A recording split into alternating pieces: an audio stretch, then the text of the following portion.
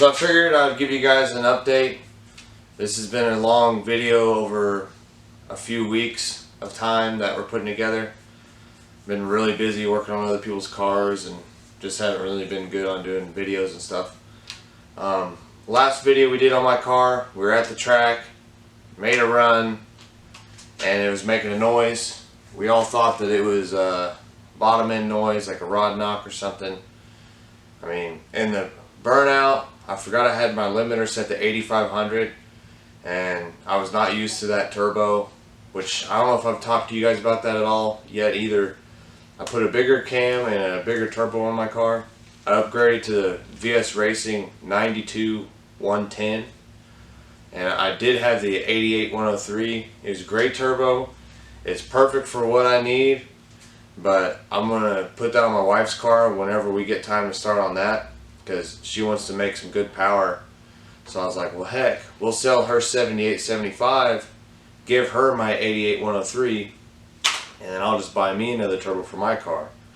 And I'm weird, I didn't want to buy the same turbo twice, so I figured like heck, a lot of us, a big group of us, want to see what a 92 would do on a 5.3. All of us were curious, so I was like heck, I'll try it out. What's the worst case? It'll be a complete turd, and I'll sell it and get most of my money back and just buy another 88 103.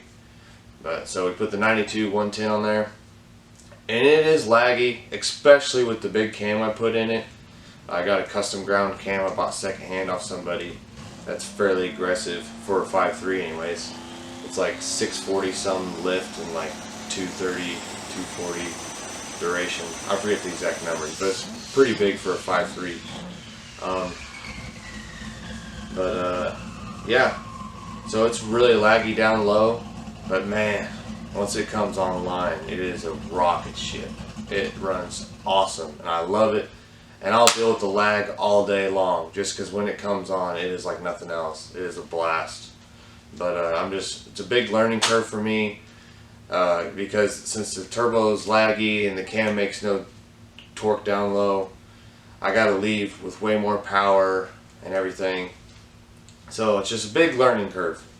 Anyways, went to the track, hit 8500 in the burnout box, because it just, you punched it, and at this point I didn't make any street hits or nothing with this combination, so I had no clue what it would do. I punched it, and it's it starts going sideways because I have no wheel speed, and finally the turbo just comes online, and it's just straight to the limiter. I was like, whoops. I stage, I make a pass, it starts making that knocking noise. Anyways, we thought it was rod bearing, loaded up, pulled it in the garage. Next morning I fired it up, zero noise. Not making any noise.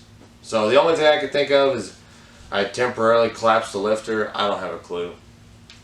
But I've been running it ever since. I've drove it 1,000 miles on the street since then, made multiple hits, took it to the track a couple times.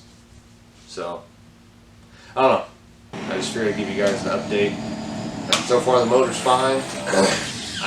It's got 660 dual valve springs in it from BTR, and just has their little chromoly push rods and all that. So really with the cam and the turbo, it really wants more RPM, and I'm shifting at 7800 now, and it loves it, but it really wants more. If I want to start pushing this thing to its potential, it's going to need more RPM. So I gotta start saving money. I'm working for myself now, doing this car thing full time, so I'm just trying to save my money and make sure if I have any slow spells that I'll be okay. But once I have a little bit of cushion, I might start spending a little bit more money in my car again, because I already have 685 springs from BTR, and I'm going to end up ordering the rest of the RPM kit. I bought the springs, I need everything else. And I'm going to go 3/8 push rods, and I'm going to get some Johnson short travel lifters. I actually ordered a set a month ago, and after a couple weeks they got back with me. I ordered it from Texas Speed. After 2 weeks of them having $700 of my money, like, oh wait, we don't have those in stock and we don't know when we'll get them back. So they refunded my money, and I just said screw it, I'm going to save that money for now, and I'll just run what I have and see how it does. I'm happy with it so far, but I know it'd be a lot happier with more RPM. And if I need more fuel pump, I only am running two 380s, AEM 380s, and they're great for what they are. But a couple weeks ago, when I was running 30 pounds of boost, I was starting to lose fuel pressure. So I know they're right there at being maxed out. But the other day, when I ran the 548, I ran 30 pounds of boost, and they never dropped pressure. But it was way cooler that day, so I don't know if that made a difference or not.